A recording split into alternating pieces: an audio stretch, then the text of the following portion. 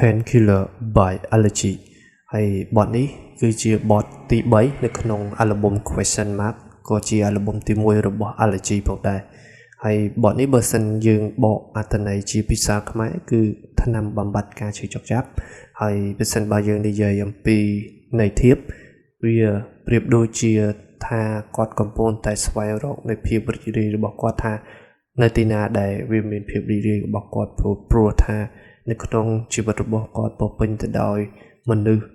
ជុំវិញខ្លួនដែលចាំតែជិះជាន់គាត់ចាំតែមាក់ងាយខ្លួនគាត់អញ្ចឹងកុំឲ្យខាត់ពេលវេលាយូរយើងចូលទៅ reaction របស់យើងទាំងអស់គ្នាតោះ let's go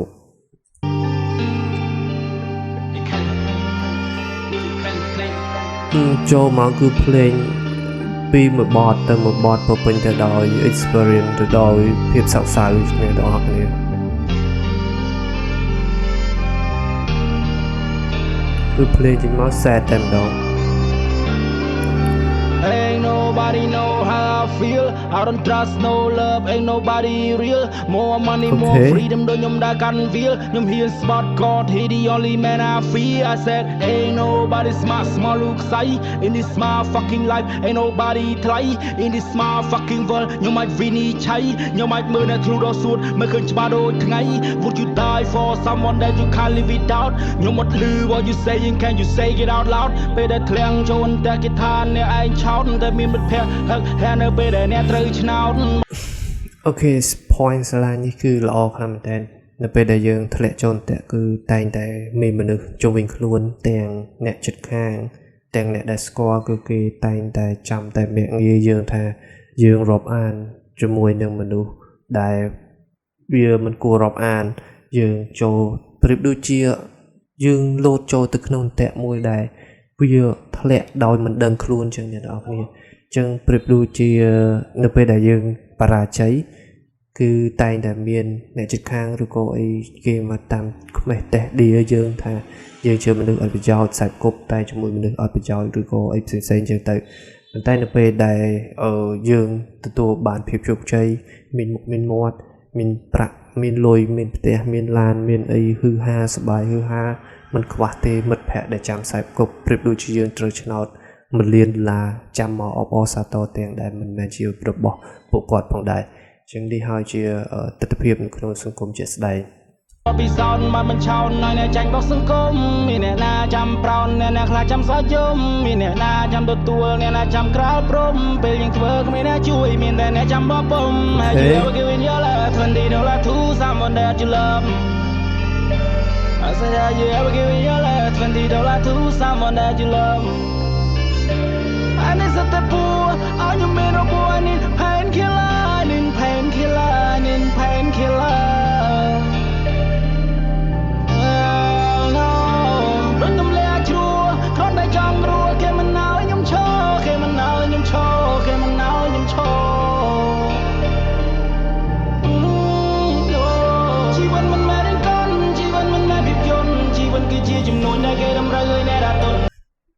អូខេអ្នកនរនេះអ្វីដែលជីវិតរបស់យើងកុំសម្លឹងទាំងស្រមៃដូចជាជីវិតនៅក្នុងរឿងកុនពីព្រោះថាជីវិតទស្សនវិជ្ជានៅក្នុងការចេះស្ដែងនៃជីវិតរបស់យើងវាមិនមែនដូចទៅនៅក្នុងភាពយន្តទេហើយប្រៀបដូចអ្នកខ្លះមានចិត្តប៉ងលេបទៅលើមានន័យថាយើងមានចិត្តដើម្បីលុបលន់គិតថាឯងប្រៀបដូចជាតួឯកនៅក្នុងភាពយន្តមួយអនាគតទៅអាចនឹងមានអ្នកសិទ្ធិឬក៏អីមកដើម្បីចូលស្ដីដឹងអីចឹងទៅអានឹងអ្នកនរនេះយើងកុំគិតបែបនេះព្រោះថានៅក្នុងសង្គមពិតជាក់ស្ដែងវាមិនមែនដូចទៅក្នុងភាពយន្តទេយើងកុំស្រមៃទន្ទឹងធំកុំស្រមៃខ្ពស់ពេកអ្វីដែលយើងអាចធ្វើបានគឺប្រឹងដោយដៃរបស់យើងប្រឹងដោយញើសឈាមរបស់យើងនិងបន្តវាទៅមុខដើម្បីអភិវឌ្ឍដើម្បីពង្រឹងសមត្ថភាពរបស់យើងឲ្យកាន់តែមានការរីកចម្រើនតទៅមុខជីវិតនៅរឿងកំ pl ាញជីវិតនៅណានិពន្ធជីវិតគឺជាសំណួរតម្រូវឲ្យអ្នកចេះគិតគំនិតតើពីភពដ៏ខ្មៅនេះត្រូវងងឹតដល់ពេលណាទៅខ្ញុំត្រូវការកន្លែងមួយស្កាត់មានពន្លឺទុកគ្រាន់ណានសិភៅរស់លើកុំតែមានអារម្មណ៍ថាឃ្លីឃ្លុំដូចនៅលើសំពៅគិតមិន point slide មួយនេះវាអាចបញ្ជាក់នៅក្នុង background របស់គាត់មានន័យថាគាត់ចង់អ្វីដែលគាត់ចង់ស្វែងរក គឺគាត់កំពុងតែស្វែងរកទីមួយដែលមានពន្លឺភ្លឺដើម្បីឲ្យជីវិតរបស់គាត់ស្រស់ប្រង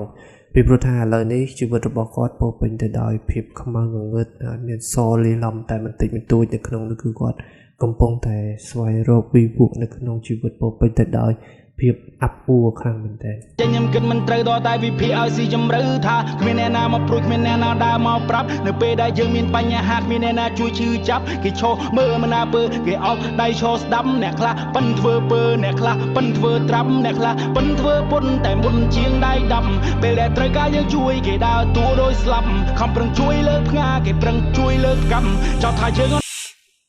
អូខេអ្នកនរគ្នាជាសង្គមមួយដែលអ្នកនរគ្នាទន្ទឹងនឹងត្រូវតែចាំថាសម័យឥឡូវនេះមានតែយើងទីពឹងខ្លួនឯងយើងជឿលើខ្លួនឯងកុំជឿជាមួយនឹងពាក្យអ្នកដទៃ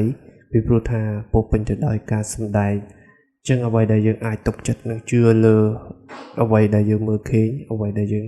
ដឹងអ្វីដែលយើងលើគឺលើខ្លួនឯងគឺយើងត្រូវតែជឿជាក់លើខ្លួនឯងមិនជឿលើអ្នកដទៃហើយអ្វីដែលយើងអាចស្ដាប់បានគ្រាន់តែស្ដាប់ទៅបានហើយកុំជឿជាក់លើគេខ្លាំងពេកពីព្រោះថាយើងមិនដឹងតែថ្ងៃអនាគតគេនឹងទុកចិត្តឬក៏គេនឹងវាយបកមកយើងវិញទេបានការគេចង់ឃើញដួលឆាប់ I need the poor I need me no boy I need painkiller I need painkiller I need painkiller no ដូចខ្ញុំលែជ្រួគ្រាន់តែចង់រួគេមិនណៅខ្ញុំឈរគេមិនណៅខ្ញុំឈរគេមិនណៅខ្ញុំឈរជីវិតមិនមែនរឿងកូនជីវិតមិនមែនភាពយន្តជីវិតគឺជាចំនួនដែលគេតម្រូវឲ្យអ្នករត់ជីវិតនៅរឿងកំប្លែងជីវិតនៅណានិពន្ធជីវិតគឺជាសំណួរតម្រូវឲ្យអ្នកចេះគិតទៅមុន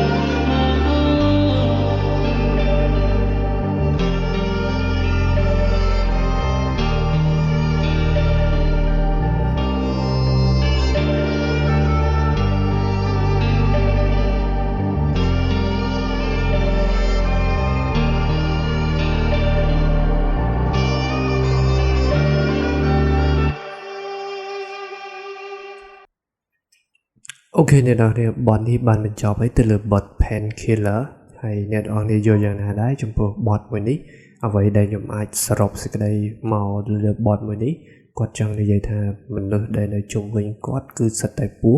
វាចាំតែចឹកចាំតែឈ្នាននេះគាត់ទេអ្វីដែលគាត់អាចហើបឬក៏អាចរីកចម្រើនបាន